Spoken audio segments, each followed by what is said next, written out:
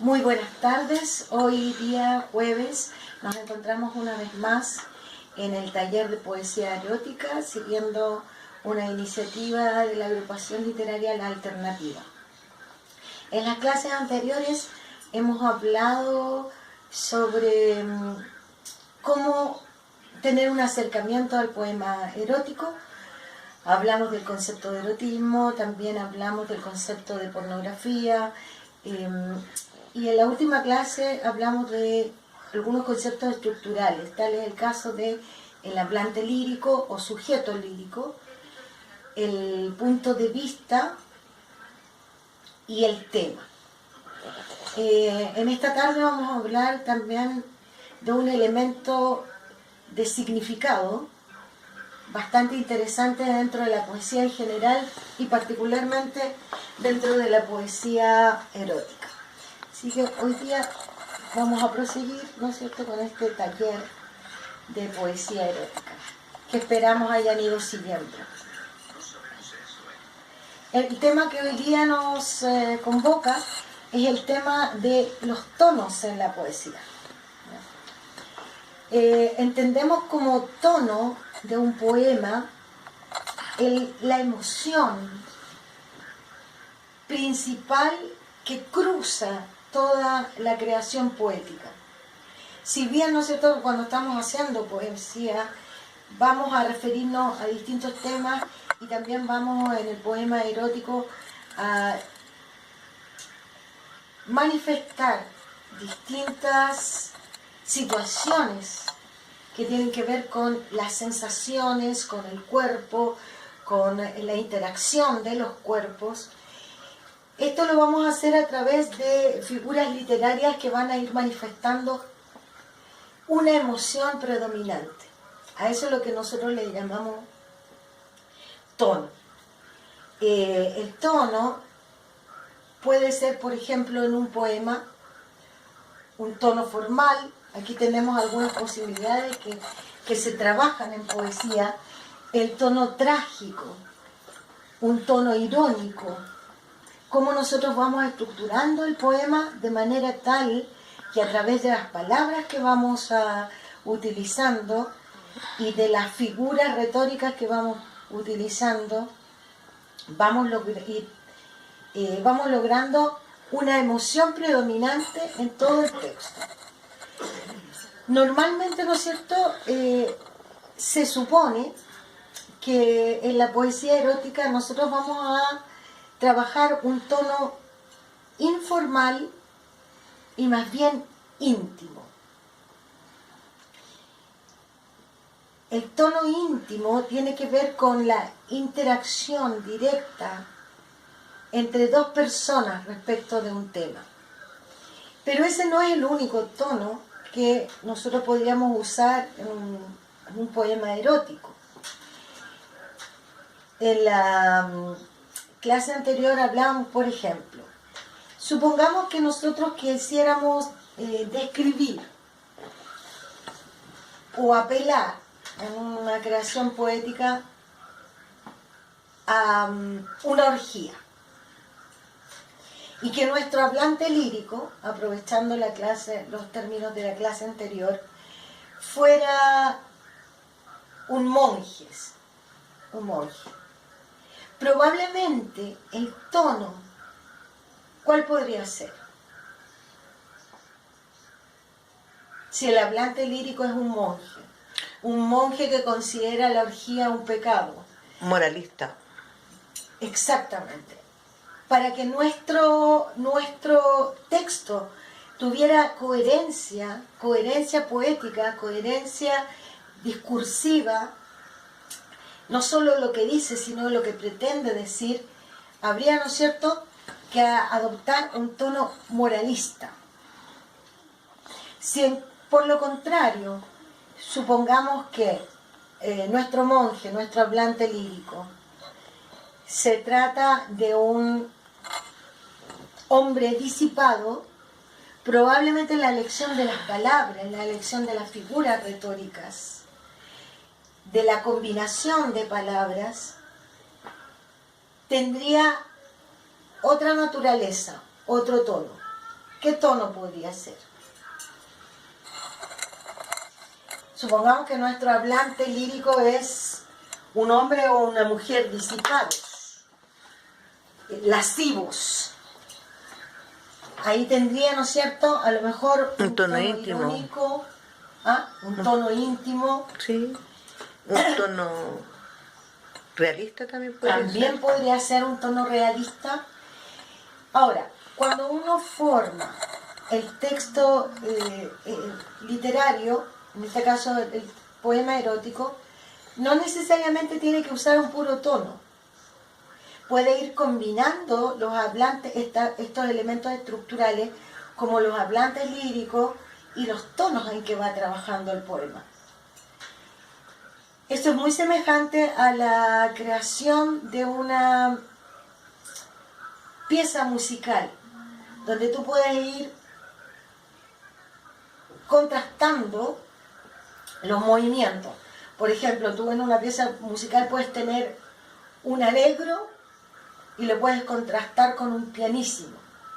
En el texto poético tú puedes usar un tono realista y poco a poco irlo transformando en un tono onírico, es decir, de ensoñación, de fantasía. Cuando tú trabajas, ¿qué es lo mejor? En realidad aquí no hay receta, tú puedes trabajar un poema en un puro tono y es absolutamente posible, pero también puedes hacer un juego y en ese caso se habla de un poema politonal, es decir, que usa más de un tono. Por supuesto, poder usar más de un tono enriquece el texto poético. Y como digo, el tono íntimo y el tono intimista, que no es lo mismo, vamos a hacer una pequeña aclaración de esto. El tono íntimo tiene que ver con compartir una experiencia personal, en este caso, una experiencia sensorial, corporal y anímica, en el caso del poema erótico, con un otro. El tono intimista habla de mi sensación, se centra en mí, en lo que yo siento, lo que yo experimento con un otro, pero centrado en mí preferentemente. El tono íntimo y el tono intimista es el que prevalece muchas veces en lo que tiene que ver con la poesía erótica. Pero tenemos que tener claro que puede no ser el único tono, como los ejemplos que nosotros dábamos. Puede no ser, es el más usado, pero bien podemos probar con otras líneas de composición tonal, digamos, del texto. Yo les recomiendo poder ver y consultar un texto del 2006 de un crítico literario alemán que se llama Kurt Spank, que lo encuentran en internet, que describe muy bien esto en un texto que no es tan árido. Se denomina el texto Acerca de los tonos en literatura. Y ahí habla en mucha más profundidad de lo que nosotros podemos hacerlo en este espacio, de cómo uno puede ir jugando con esta emoción predominante dentro del texto. Para poder entender un poquito más de esto, vamos a leer un poema de un poeta griego del siglo XX, uno de los más grandes poetas griegos de poesía homoerótica, que es Constantino Cavafis. Entonces aquí la idea es ver el tono y cómo él va hablando de un poema erótico, en este caso un poema homoerótico, y cómo va estableciendo un tono, cómo va dando cuenta a través de la figura literaria, de las palabras, de los recursos, de los giros que la poesía va tomando, de un determinado tono. Se llama, está en la página web, ¿Sí? se llama Una noche, de Constantino Cavafis. El cuarto era pobre y vulgar, oculto en los altos de una taberna equívoca. Desde la ventana se veía la calleja sucia y estrecha. Desde abajo llegaban las voces de algunos obreros que jugaban a las cartas y que se divertían. Y allí en la cama humilde, ordinaria, poseí el cuerpo del amor, poseí los labios voluptuosos y rojos de la embriaguez, rojos de tal embriaguez que también ahora, cuando escribo, después de tantos años, en mi casa solitaria, me embriago nuevamente. Claramente, este es un poema que trabaja dos tonos. Hay toda una primera parte, ¿no es cierto?, cuando él dice, el cuarto era pobre y vulgar, oculto en los altos de una taberna equívoca. Desde la ventana se veía la calleja sucia y estrecha. Desde abajo llegaban las voces de algunos obreros que jugaban a las cartas y se divertían. Es un tono realista. Exactamente. Ahí él pone, ¿no es cierto?, para iniciar el poema, abre con un tono realista, con una descripción casi fotográfica de lo que hay afuera de estas paredes que ocultan el amor. Y en una segunda parte, el tono cambia. Y allí, en la cama humilde, ordinaria, poseí el cuerpo del amor, poseí los labios voluptuosos y rojos de la embriaguez, rojos de tal embriaguez que también ahora, cuando escribo, después de tantos años, en mi casa solitaria, me embriago nuevamente. Ahí cambia el tono y cambia la figura. Ya no es una descripción lejana, realista, casi fotográfica de lo que está externamente, sino que me sitúo en el interior del cuarto y en el interior de mi propia experiencia. Entonces juego con el tono realista y con el tono intimista, porque en el fondo lo estoy trabajando desde Íntimo. mí, Sí. ¿ya? Y desde cómo esa sensación de embriaguez trasunta los años y llega hasta mí hoy día. ¿Ya? Ahí hay un juego de dos tonos muy bien logrados, porque tú lees el poema completo y se integran bien. Sí, se adaptan bien. Se adaptan bien, se amalgaman en un contraste de afuera estaba el mundo Es como, ¿cómo se dice? y adentro estaba el amor. Un déjà vu. Exactamente. Cuando estás sentado así mirando y pensando un déjà vu. Es un déjà vu, exactamente. Ese es el tema. Y es un déjà vu trabajado en dos compases. En un compás de allá, lejano, y en otro, íntimo, intenso. Te lleva para allá. Exacto. Te prepara a la caída. Para la caída. O sea, hay un juego de intensidad. Esa es la otra cosa que tú muy bien lo notas, digamos, y lo ves. El juego de tonos, igual que en una composición musical, debería ir en un crescendo. Sí, jugar con los tonos supone darle mayor riqueza musical también al poema, mayor riqueza de sonidos y también mayor riqueza de espacios, porque aquí tenemos dos espacios que se conjugan muy bien a través de este cambio de tonal. Tenemos otro poema, vamos a leer un pedacito de él, después vamos a volver sobre ello para ver otro concepto, pero tenemos otro poema también de un gran poeta que es el poema 12 de Oliverio Girondo, argentino. Y hay una cosa muy interesante en este poema. Este poema está escrito a partir de puros verbos. Tenemos puros verbos, aquí no hay, como en el anterior, la muestra de escenario, la muestra de los cuerpos, se centra en las acciones. pero también hay un juego de tonos.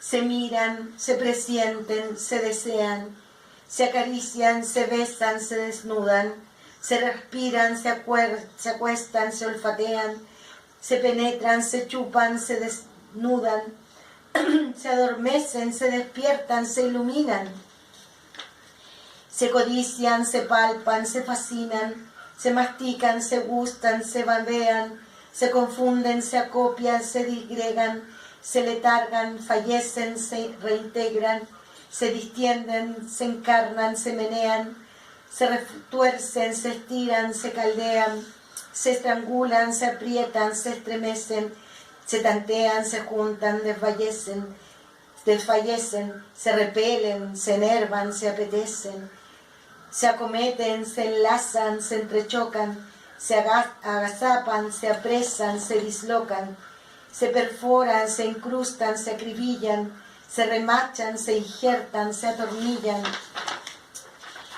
se desmayan, reviven, resplandecen, se contemplan, se inflaman, enloquecen, se derriten, se sueldan, se calcinan, se desgarran, se muerden, se asesinan, resucitan, se buscan, se refriegan, se rehuyen, se evaden y se entregan. Es un poemazo porque hay un trabajo aquí de la búsqueda de los verbos, pero claramente se establece un ritmo, una cadencia. Se miran, se presienten, se desean, se acarician, se besan, se desnudan. Te fijas que hay un ritmo al ir leyéndolo y hay un tono. El tono es un tono, en este caso, un tono íntimo. Sí. Porque ¿por qué es un tono íntimo? Porque todos los verbos están en plural, es decir, supone la acción ejecutada por dos en una misma cadencia. En esta cadencia, en este bamboleo de los cuerpos, en esta cadencia del mismo acto sexual, ¿no es cierto?, que lleva una cadencia y un ritmo. Es un ritmo que a veces se apura por el tipo de verbo que está usando y a veces vuelve a la calma. Por ejemplo, cuando dice, se desmayan, reviven, resplandecen. Ahí apuró el ritmo. ¿Te fijas? Sí. Y luego viene un ritmo más pausado, porque se contemplan, se inflaman, se enloquecen. Fíjense ustedes que solo con colocar o quitar el pronombre se logra un efecto de ritmo, uno más rápido y otro más lento, que tiene que ver, ¿no es cierto?, con este ritmo de los cuerpos al compenetrarse, al poseerse. Y claramente aquí hay un tono íntimo que va machacando, digamos, todo el poema y que va describiendo todas estas acciones de acercamiento y alejamiento del cuerpo, de la vuelta a la pasión, del descanso. Todos estos vaivenes, digamos, de la posesión están transformados aquí a través de los verbos en este ritmo cadencioso que da todo el poema. Y en un tono íntimo. ¿Por qué? Porque considera, ¿no es cierto?, que esta acción está ejecutada por dos. No hay ningún verbo que esté en singular. Ningún yo. Ahora, a propósito del hablante lírico que habríamos hablado en la clase anterior. ¿Quién es el hablante lírico acá? Fíjense en esto. Se miran, se presienten, se desean. No es te miro, te presiento, te deseo. Es una persona que está mirando. Es alguien que está mirando. Este es un precioso, precioso poema desde el punto de vista voyeur. Es un voyeurista que ve esto. ¿Te fijas? Sí, bueno. Tú, junto con el poema, te conviertes en un voyerista que asiste a esta escena. Y que eres parte de esta cadencia de los cuerpos. Tú miras desde el poema a estos dos cuerpos que se aman, que se entregan, que se compenetran, que descansan, que vuelven a compenetrarse y a poseerse. ¿Te fijas? En un tono que es de ellos dos nomás.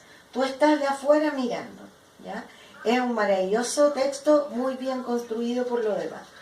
Bueno, esperemos que les haya quedado claro el tema de los tonos y vamos a ver si podemos tocar un tema más que tiene que ver con los campos semánticos o significados. Muchas gracias.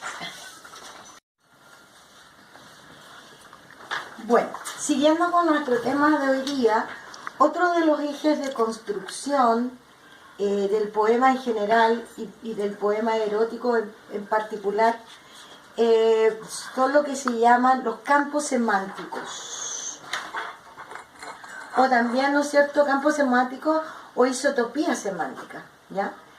Y esto significa que uno trabaja columnas de significado a través de las expresiones o palabras que uno va desplegando en el poema. Por ejemplo, en este último poema nosotros podemos verlo con mucha claridad. Se miran, se presienten, se desean, se acarician, se besan, se desnudan.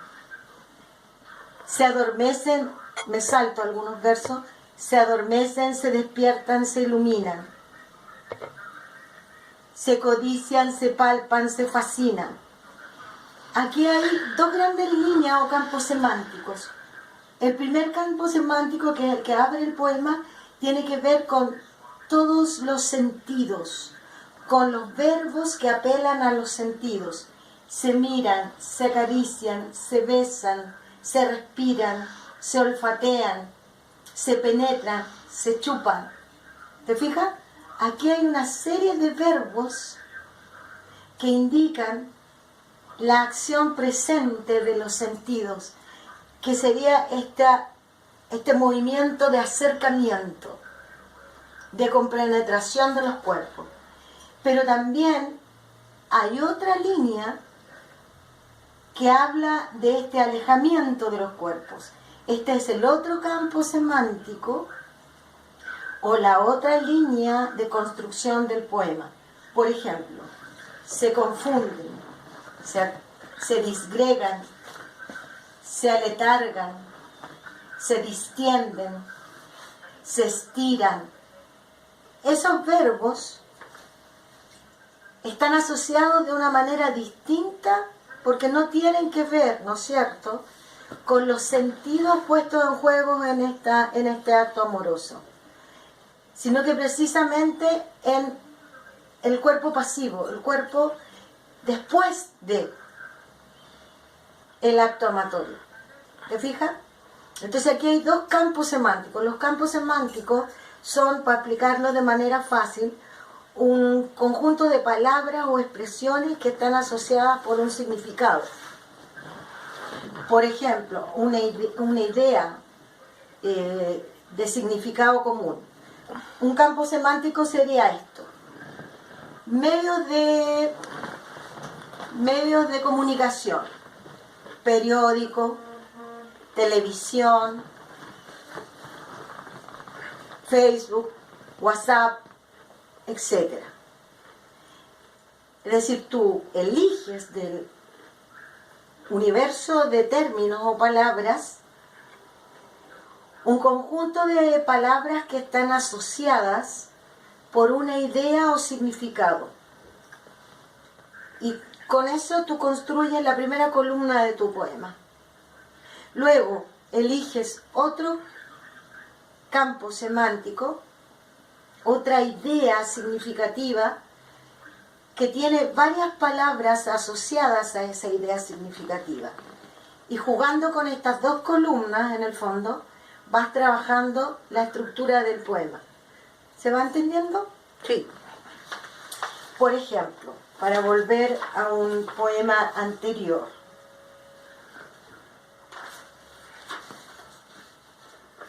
que ya vimos. En el caso, ¿no es cierto?, de Gaddafi, ¿ya? Hay una línea, una noche, lo leímos hace un momento, hay una línea, perdón, hay una línea que tiene que ver con espacios o escenarios. Cuarto pobre, taberna equívoca, ventana a la calleja, calle donde se juegan las cartas. ¿Te fijas? Todas esas expresiones están reunidas en un campo semántico o isotopía, iso igual, topía, lugar, ¿no es cierto? En un campo semántico que muestra ideas o palabras que hablan de escenarios Tómate un traguito y mire. que hablan de escenarios, permiso, para aclarar la garganta solamente. Sí, si no vaya a seguir tosiendo. Sí, voy a seguir tosiendo. Esta primera columna habla de escenarios externos. Luego está la cama humilde,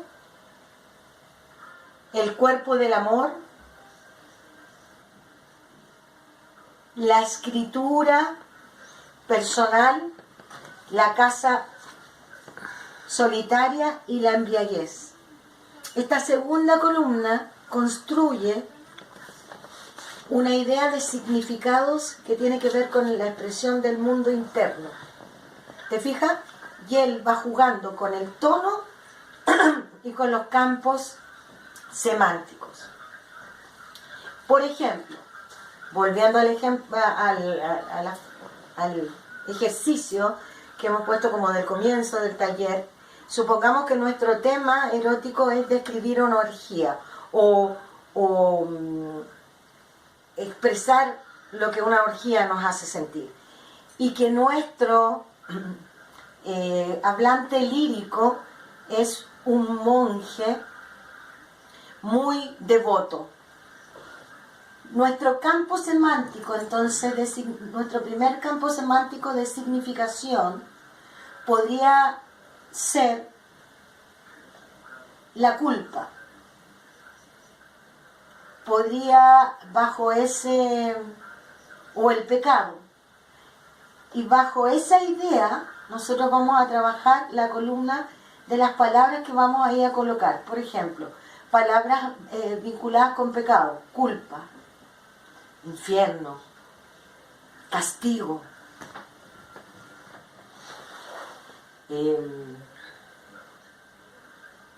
maldad, cochiná, así como más folclóricamente, ¿ya? Maldito, no sé.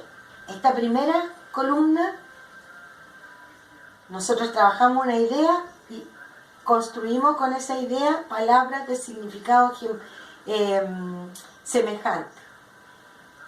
Supongamos que cambiamos, ¿no es cierto?, de este hablante lírico, o que el propio hablante lírico cambia de tono. Podríamos trabajar allí la idea, el sema, el significado de lujuria. ¿Qué palabras asociaríamos a esa idea? Látigo. Látigo, lengua, dedos, piel, sangre, humedad, estertor. ¿Qué es estertor? Ese tiritón como que le viene a uno. En aquellos momentos. No sabía cómo. Bueno, voy a buscar un lápiz, lo voy a anotar. Esos campos semánticos, ¿no es cierto? Vamos a construir el poema a partir del sujeto lírico, del tono, y también jugando con esos campos semánticos. Entonces tenemos dos columnas ahí de construcción que se van entrelazando de la manera que el poeta o la poetisa o lo quiera, ¿no? poniendo en juego esto de el sujeto lírico, el tono y los campos semánticos, uno puede ir dibujando el poema en el fondo, ¿te fijas? Con todos estos elementos, poniendo intensidad en algunos, destacando otros, empezando por un campo semántico, prosiguiendo con el otro, volviendo al otro, etc.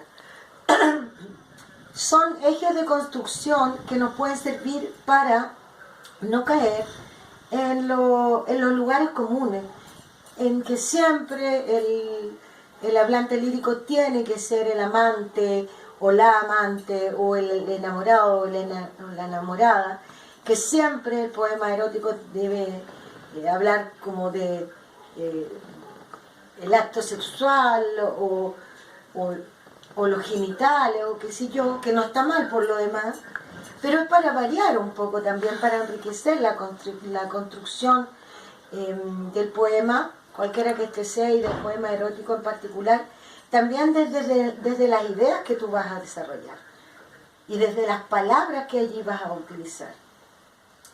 Que las palabras, no es lo mismo utilizar un campo semántico que otro. Las palabras, si bien hay sinónimos, no son todas equivalentes, porque si fueran todas equivalentes, no habría necesidad de más palabras. Por ejemplo, una vez en un taller hacíamos un ejercicio. Queríamos señalar lo engañoso. Estamos trabajando un poema oscuro, pero queríamos señalar la figura de lo engañoso del diablo. Entonces había las siguientes palabras para escoger: engaño, mentira, falsedad, artilugio.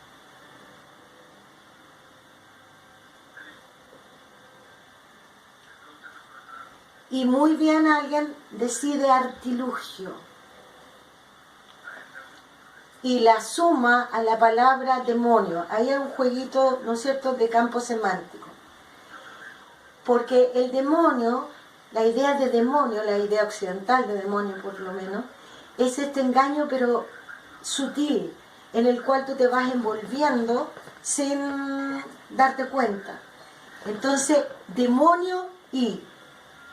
¿Con qué palabra suena mejor? Con engaño, falsedad, mentira o artilugio. Con artilugio. Con artilugio, ¿cierto? Porque es como fonéticamente este engaño delicado, muy elaborado, ¿ya?, que casi pasa inadvertido. Bueno, ese es el juego del campo semántico, donde tú entre muchas palabras vas uniendo palabras para poder construir el verso y el poema en general, por el sonido, pero también por el significado común de la idea que tú quieres reforzar dentro del texto. Bueno, esos son algunos de los temas que abordamos en este taller de manera básica, por así básica, porque sobre el tema de la poesía erótica hay un montón que saber, un montón que leer, distintas posturas, lo dijimos del comienzo. Pero a lo menos para adentrarnos a tratar de enriquecer nuestros propios textos, ¿ya? Y entrar a construirlo desde otras posibilidades también, desde otras posibilidades lingüísticas, desde otros puntos de vista, porque si no, la voz erótica se vuelve muy estereotipada. El gran problema, y esto para ir cerrando, el gran problema quizás del poema erótico es que si no se trabaja, se vuelve una voz bastante estereotipada. Y eso es lo que hay que evitar. Y eso se evita, entre otras cosas, trabajando esto del hablante, del tono, de estas líneas de construcción semántica, porque ahí hay miles de posibilidades de tejer significado, de tejer textos que usted podrá echar ahora a volar. Bueno, darle gracias a la agrupación literaria La Alternativa por esta iniciativa de poder conversar en torno a la poesía, de poder entregar algunos pequeños elementos que nos permitan introducirnos y seguir estudiando respecto a la poesía y a la literatura en general. Esperamos que haya sido de su agrado, que le haya interesado, que le haya servido. Que nos visiten www.laalternativa.org talleres. Otra vez, fuerte. www.laalternativa.org talleres. Y compártalo, porque alternativas como esta, de conocimiento colectivo y gratuito, es importante compartirlo en un país donde casi nada va quedando gratis y casi nada se está haciendo colectivo. Así que compártalo y difúndalo. Nos estamos viendo en un próximo taller. Gracias.